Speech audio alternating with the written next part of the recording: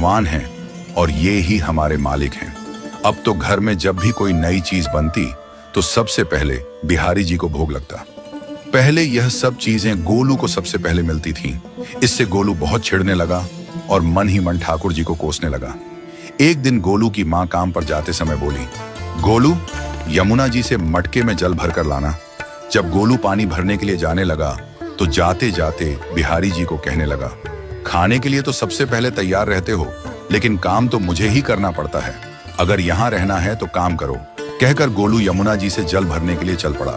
गोलू जब यमुना जी में जल भरने लगा तो उसने देखा कि यमुना जी के अंदर बिहारी जी विराजमान हैं और कह रहे हैं, ला गोलू, घड़ा हम भर देते हैं। गोलू उनको देखकर हैरान हो गया और बोला, नहीं नहीं, मैं अपने आप भर लूंगा। लेकिन ठाकुर जी ने उसके हाथ से घड़ा ले लिया और भरकर घर ले आए। गोलू घर आकर डर रहा था कि अगर माँ को पता लगा कि मैंने ठाकुर जी से काम करवाया है तो आज मेरी पक्की पिटाई होगी। माँ ने घर आकर बिहारी जी को गीले कपड़ों में देखा तो एकदम से हैरान हो गई और कहने लगी कि गोलू, ये जरूर तेरी शरारत है, जरूर तूने ही इन पर जल डाला है। गोलू ने अपनी माँ को समझाने का बहुत प्रयास किया, लेकिन माँ ने उसको डांट कर चुप करा दिया और ठाकुर जी के भीगे हुए वस्त्रों को बदलने लगी। अगले दिन जब माँ ने गोलू को अनाज पिसवाने का काम दिया तो बिहारी जी फिर अनाज का कनस्तर ले आए और माँ को ठाकुर जी के वस्त्रों के ऊपर सूखा आटा पड़ा मिला। तो माँ ने फिर गोलू को डांटा कि तुझे पता नहीं कि ये हमारे भगवान हैं और तू भगवान के साथ शरारत करता है। आज तूने फिर इनके ऊपर आटा फेंका है। तो गोलू शपथ लेकर कहने लगा, नहीं माँ, मैंने कोई शरारत नहीं करी है। ये तो मेरे हाथ से गेहूं का कनस्तर लेकर खुद पिसवा कर आए हैं। गोलू की माँ आज बहुत गुस्सा हुई।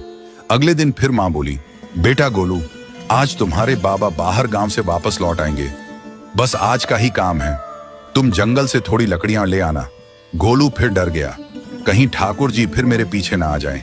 गोलू ने माँ को बोला कि मैं चला तो जाऊंगा, लेकिन बिहारी जी को समझा लो, वो मेरे पीछे ना आई।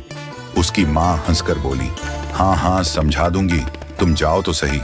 गोलू जल्दी जल्दी लकड़ियां लेने जंगल में चला गया और माँ काम पर चली गई। लेकिन उस दिन माँ काम से जल्दी वापस आ गई और देखा बिहारी जी अपनी चौकी पर विराजमान नहीं है।